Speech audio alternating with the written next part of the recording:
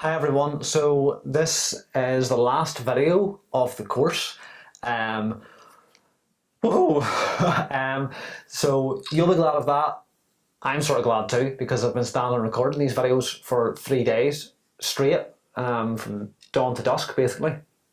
And so anyway, we come now to a little bit more about black holes. And we've looked at what black holes are already, just with an introduction about how they dilate time and so on. Right at the surface on that event horizon that the clock freezes. But now what we want to look at is motion of stuff around black holes, okay? Now actually, it doesn't have to be a black hole. What we're about to see here, it does apply more broadly. It can be motion of just around a star or around anything, but we're interested really in small distances here. So what happens when the stuff is moving at radii close to the Schwarzschild radius? And in practice it has to be a black hole for stuff to get that close without actually being inside the mass distribution.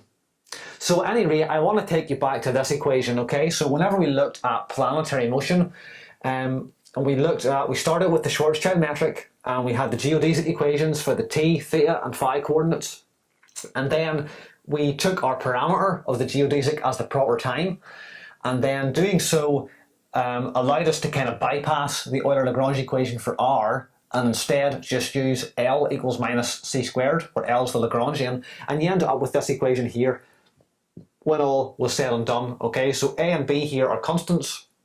A comes from the geodesic equation for t, B comes from the geodesic equation for phi. Okay, and this is for motion in the theta equals pi over 2 plane, okay, the equatorial plane.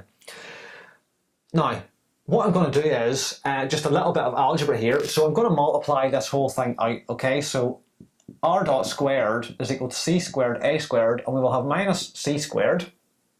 And then we will have plus, if I take this term with this term, 2gm over r. And then I have minus b squared over r squared. And then I have 2 minuses make a plus, and then I have 2gm b squared over c squared r cubed.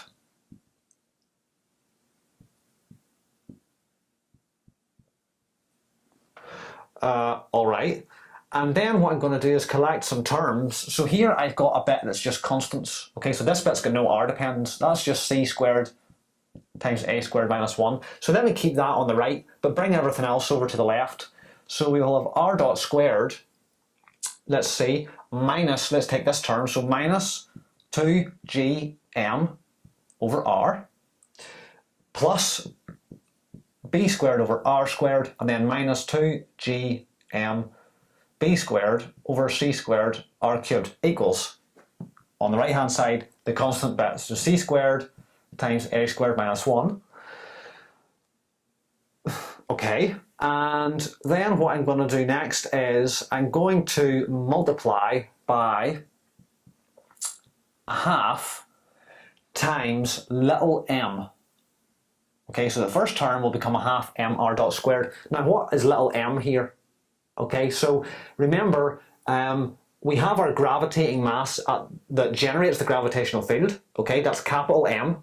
Okay, in this case the mass of the black hole. But m here now, little m, is going to be the mass of just some particle moving outside. Okay, so the mass of some, it could be a planet, could be like an asteroid, could be some dust that's moving around the black hole. I mean, it could be anything. Okay.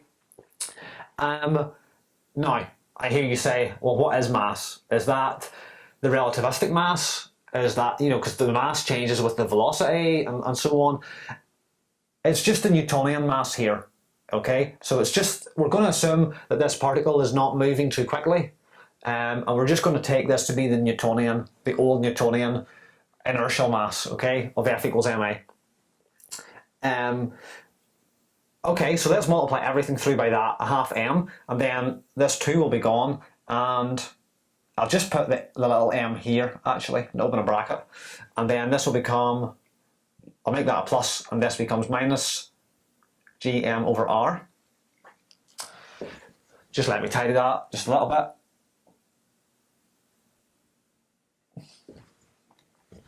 Okay, so we multiply by m and divide by 2. Okay, so this becomes minus gm over r plus b squared over 2r squared minus gm b squared over c squared r cubed equals, and we'll have a half c squared times a squared minus 1. Okay, that's still just a constant.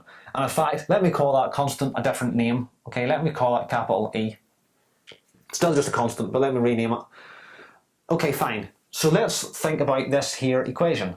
Now, why have I done all this rearrangement? Because this equation is in the form of an energy conservation equation.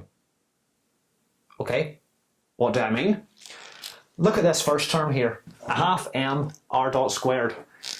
If you imagine here, you know, tau is the proper time, okay, but if the particle is not moving too fast,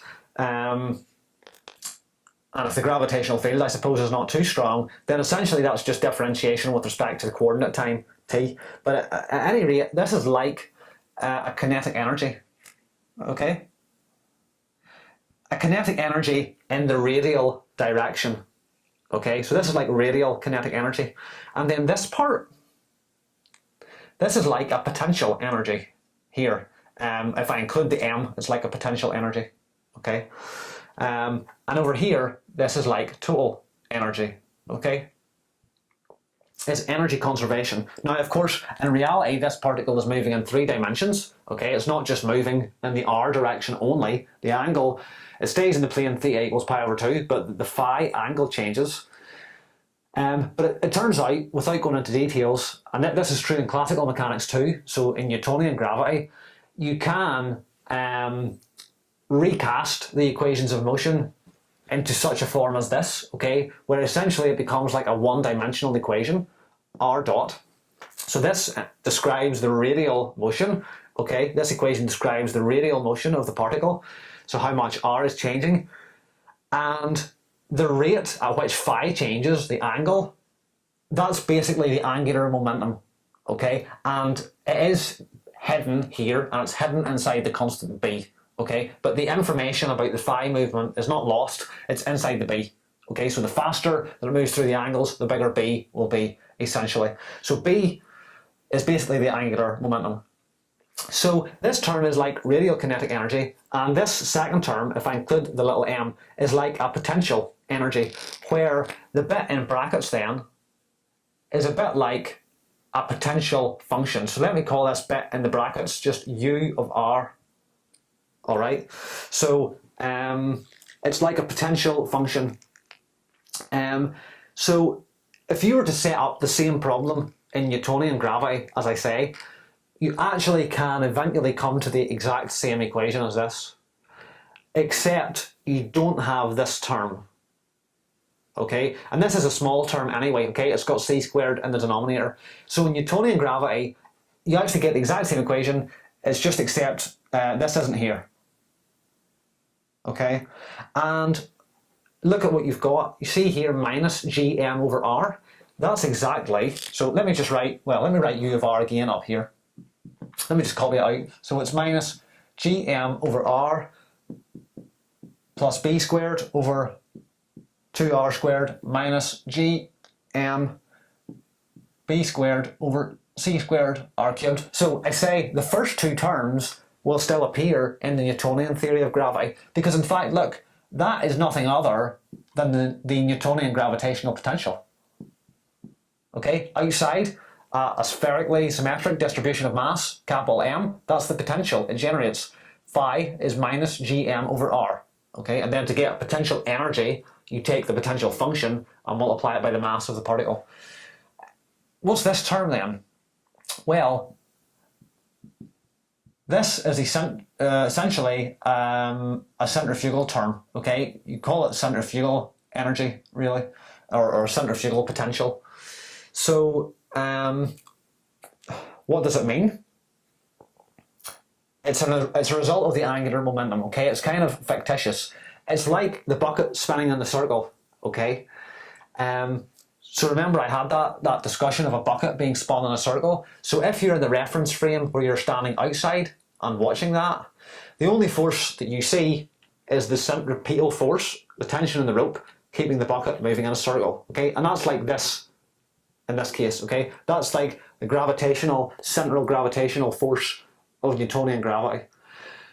But if I change then to the reference frame where I am the person spinning the bucket, then I don't understand why doesn't the bucket just fly towards me. I still know about the tension in the string, or in other words, I still know about the Newtonian gravitational attraction here.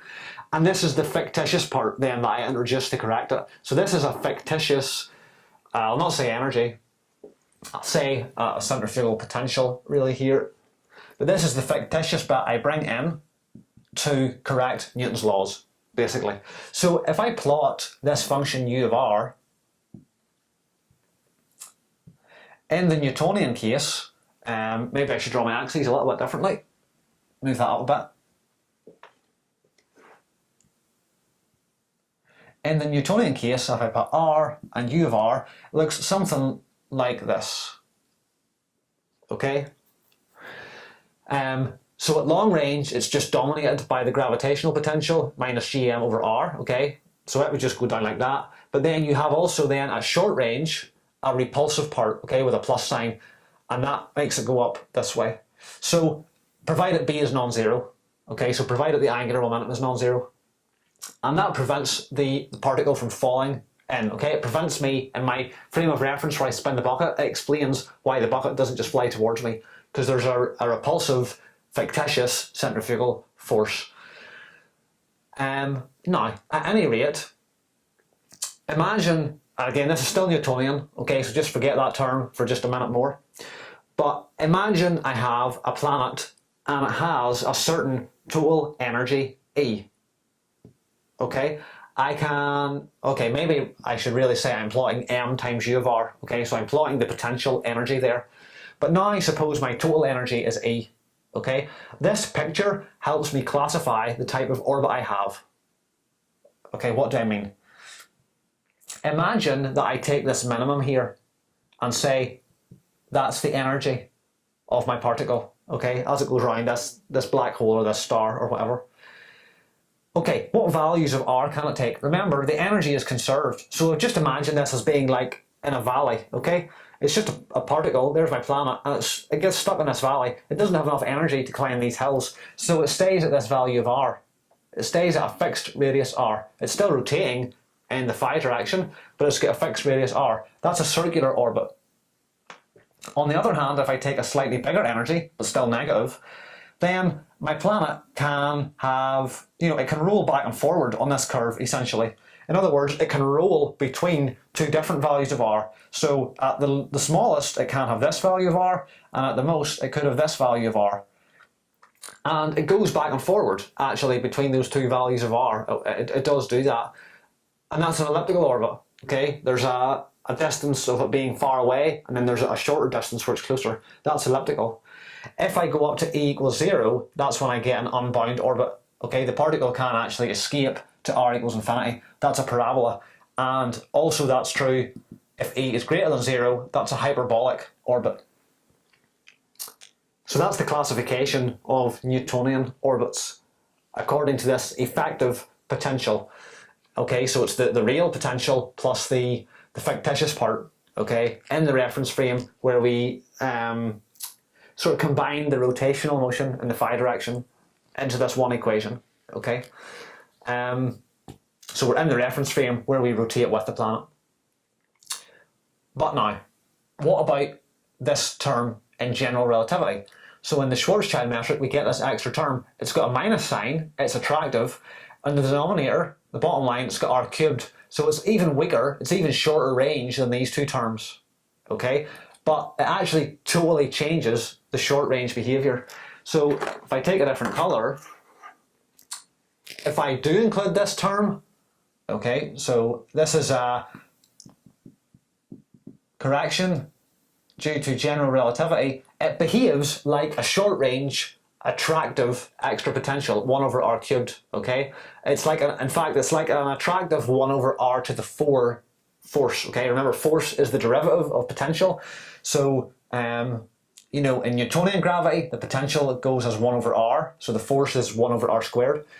And this extra force here, the potential, is 1 over r cubed, so the force is 1 over r to the 4, but it's attractive. So it actually looks something, in the end, the whole effective potential, if we include this term, it looks something like this. Okay, so at large r, this is almost negligible. Okay, so you just go back to having these two terms. But at short range, this totally dominates. And what you end up with is actually a curve like this. Okay, so as r gets very small, it actually goes down to minus infinity, and you get a maximum here and a minimum. So that means that for any given value of b, in other words, any given angular momentum, in Newtonian gravity, there's only one value of r where you can have a circular orbit, okay, and it's here. It's this value of r for this energy. But in general relativity, there are actually two. Okay, so there's a minimum here again, okay, and that's a stable circular orbit. But there's also a maximum up here, okay, and the particle actually can just sit on that maximum on top of the hill, and that is a circular orbit. But we say it's unstable because if the particle receives even the slightest perturbation, like the slightest little tug from some other piece of material, the slightest extra pull, one of two things can happen. It can suddenly, if it's pulled out the way, it could suddenly just go whoa and just roll down that hill, and it can get, you know, possibly all the way out even. It depends which is higher here, this maximum. The maximum could be above 0, and if that's the case, it could escape to infinity. If not, it can get quite far out, okay, into a really, really eccentric elliptical orbit. On the other hand, though, down here, it's a stable circular orbit. So what we want to do is find the values, the positions of those two circular orbits. So to do that, I'll come back over here. And so I'll erase a little bit, but they happen here and here, okay? And it's where you have a maximum or a minimum on the hill in the potential. So they happen, so you get circular orbits when you have a maximum or a minimum in this effective potential u. In other words, when du by dr equals 0. So let's now find where that is.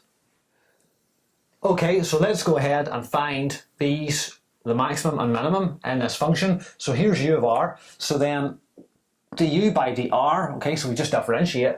So that will become gm over r squared.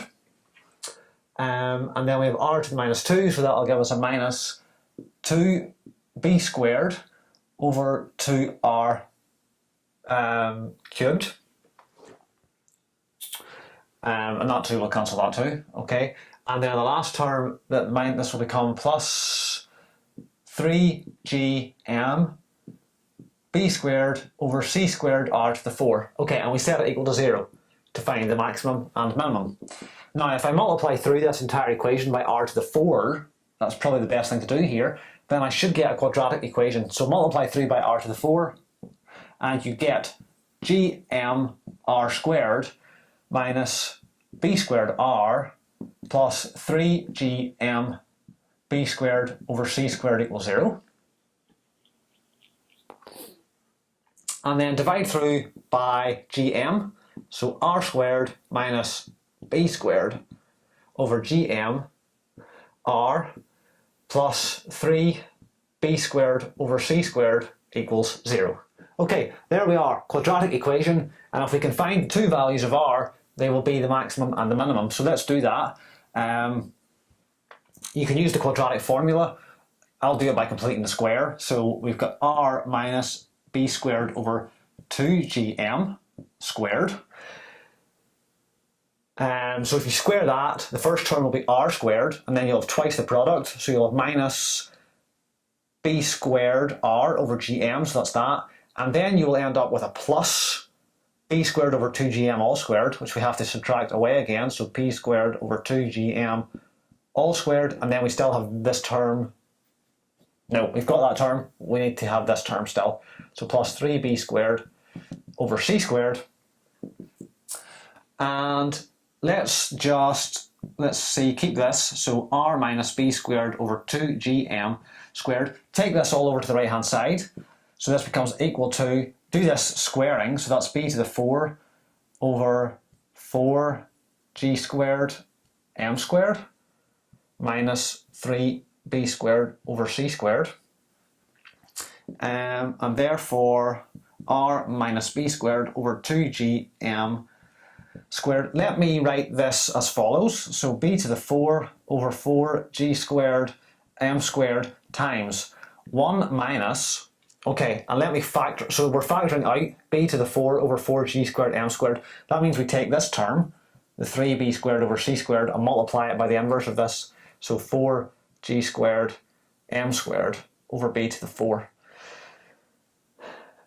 And then, you know, this will be equal to, let's say, so 3 times 4 is, let me write this first, so b to the 4 over 4g squared m squared, 1 minus 3 4s are 12, b squared over b to the 4 just leaves b squared, so it's 12g squared m squared over c squared.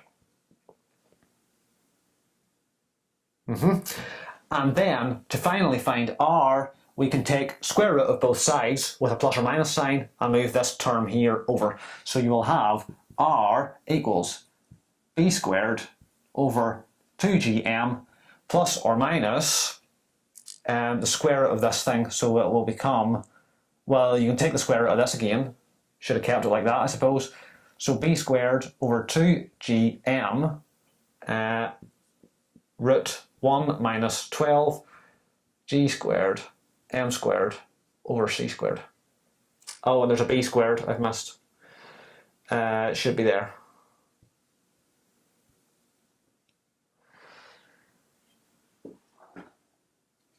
Alright then, so those are the values of the turning points for any given value of b.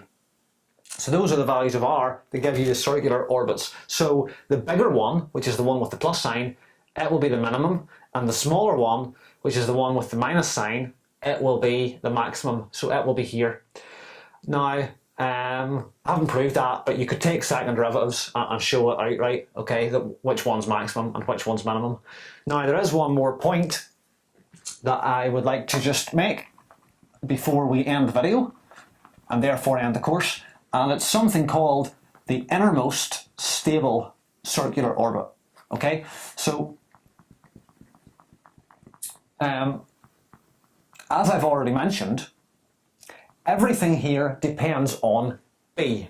Okay, so b is the angular momentum. So although here everything is to do with the radial coordinate, b encodes the information about how fast the particle moves in the angular direction. And I have said that for one particular value of b, so for one particular angular momentum, in general relativity, we get 2 locations for the circular radii, okay? But there is a question of how, if we take this one, okay, the minimum, which is the stable circular orbit, what is the smallest that it could possibly ever be? Okay, what is the smallest value this could ever take? If you consider every value of b, is there like a minimum value is there a minimum value of r for this minimum? So how far left could it possibly be? And remember, so how we can investigate that is, remember, the stable orbit, okay, the minimum is the plus sign here. So how can you make, let me call this r plus minus, okay, so r plus is the stable orbit, the minimum. So how can we discover the value of b that makes it as small as possible? Well, this is positive, so, and it never changes. So let me think, you can make it as, well, let me write it like this. So r plus, let me factor out, it's b squared over 2gm 1 plus root 1 minus 12g squared m squared over c squared b squared, right? So how can you make this as small as possible? Okay, just erase that. So to give me some room, you can make it as small as possible by choosing b squared such that this bit disappears. Okay, so the innermost stable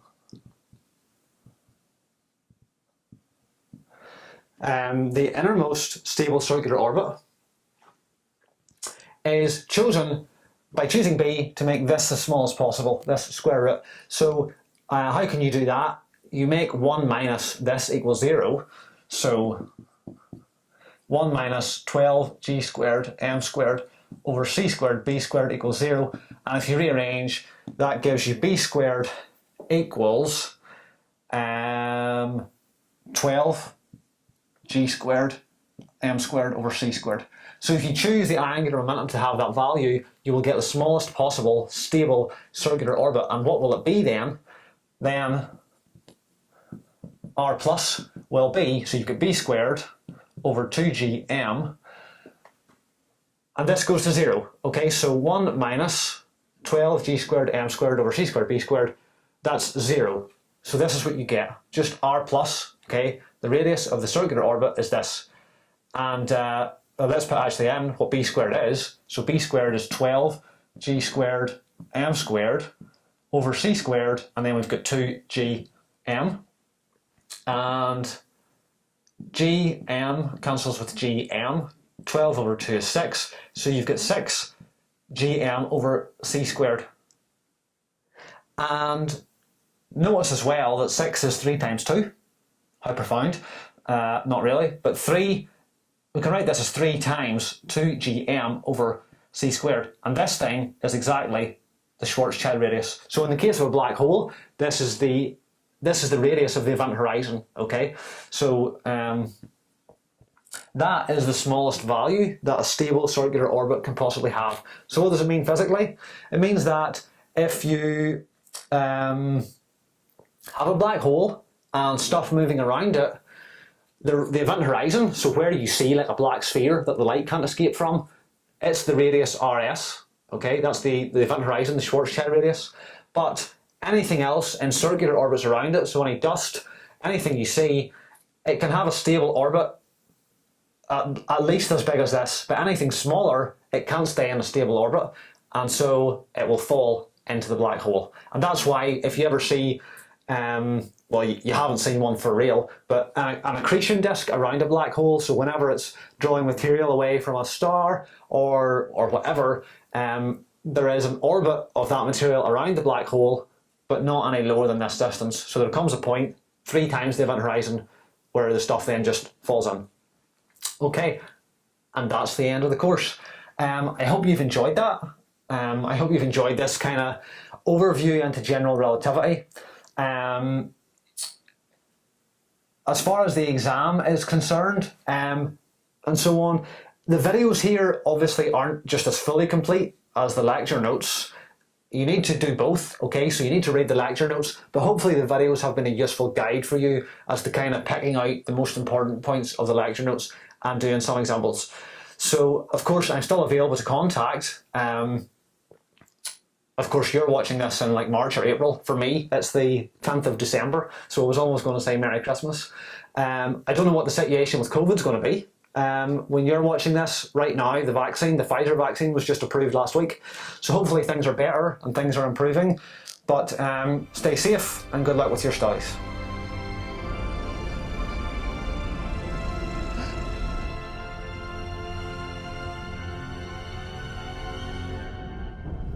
Okay, I'm nosing down. Approaching the event horizon. Port side, dipping down beneath it to go through it. Heading towards blackness. I'm visually event. It's all black. Tars, do you read me? It's all blackness. Tars, do you read me? Over.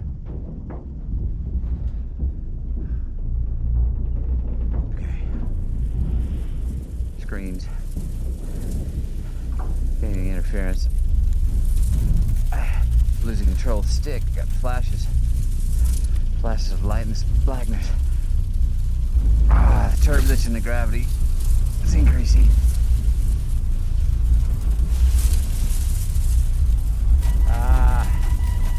Water's going down.